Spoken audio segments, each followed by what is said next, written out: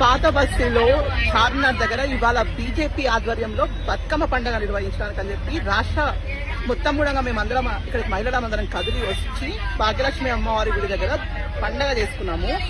కానీ ఇక్కడ కళ్ళు కుట్టినటువంటి తురకముండ అడుకులు ఇవాళ మా మహిళలు అందరం ఉన్నటువంటి, ఒకసారి చూడండి, ఇంతమంది మహిళలు ఉన్నటువంటి ఒక బస్సు పైన, మా బస్సు పైన ఒక ఆటో డ్రైవర్ వచ్చి దాడి చేస్తాడు. ఈడ ఉన్నటువంటి పోలీసులు సిగ్గుతో తలంచుకొని చెప్తున్నాను, లుచ్చగాలు, అసలుకు నపుంసకులైనటువంటి పోలీసులు. నిజంగా కొడుకులకు నిజంగా చెప్తున్నా, సిగ్గు, శరం, మానం, మర్యాద మన హిందూ పోలీసులకు ఏం మాత్రం లేదు. ఇక్కడ వచ్చినటువంటి ఆడ మొత్తం మహిళల మీద మొత్తం వచ్చి దాడి చేస్తా ఉంటే కూడా కనీసం ఆపడానికి ప్రయత్నం చేయలేదు వీళ్ళు ఇక్కడ ఉన్న వాళ్ళు.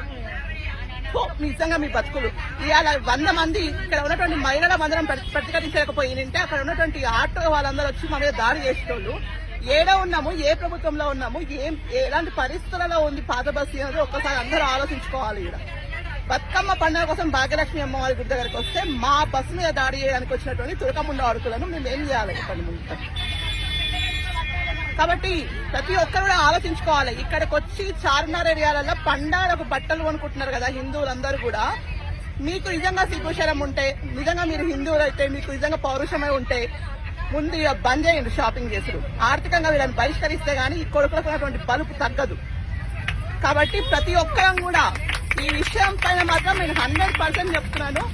ఇక్కడ ఉన్న మహిళలందరూ కూడా అప్రిషియేట్ చేస్తున్నాను. పక్క మీకు అందరికి కూడా శుభాకాంక్షలు. నవరాత్రులలో మన యొక్క మహిళా శక్తి ఏదో నిరూపించారు మీరు అందరు కలిసి.